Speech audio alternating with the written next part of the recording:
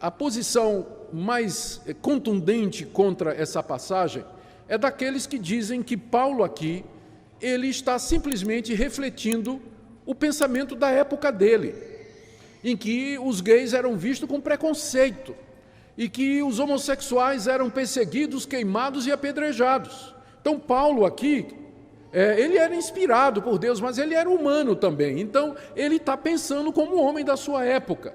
Portanto, isso aqui não vale para nós hoje, porque reflete o pensamento de 2000 anos atrás, quando ninguém sabia direito essa questão da homossexualidade, que é uma coisa que é genética, que, enfim, é inevitável, a pessoa já nasce desse jeito. Paulo não tinha como saber naquela época. Então, ele, como todo mundo, achava que a homossexualidade era uma coisa errada. Logo, essa passagem não vale para nós hoje. É o que muita gente diz.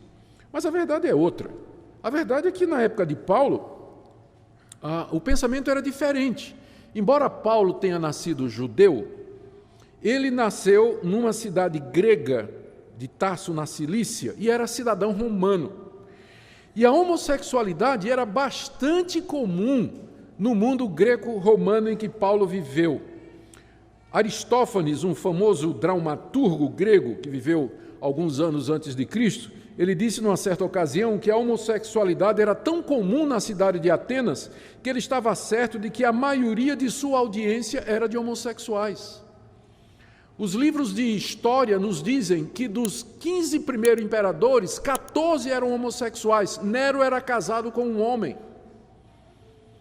Então era extremamente, quando não tolerado, era encorajado. A pederastia, que é o envolvimento de homens com meninos, era vista como sendo uma maneira do menino galgar a maturidade.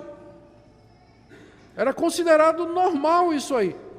Então, Paulo não está refletindo o espírito da época, ele está indo ao contrário do espírito da época dele. Ele não está condicionado pela cultura, ele está indo contra a cultura dos seus dias.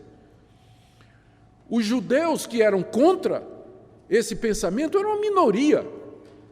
O Israel e os judeus que lá estavam representavam uma porção ínfima do vasto Império Romano, civilização gigantesca de alcance mundial. Os judeus não tinham influência nenhuma. O pensamento dominante era que aquilo era visto como uma coisa comum. A bem da verdade se diga que tinha alguns filósofos e alguns poetas que questionavam a prática homossexual, mas no geral era aceito no mundo de Paulo.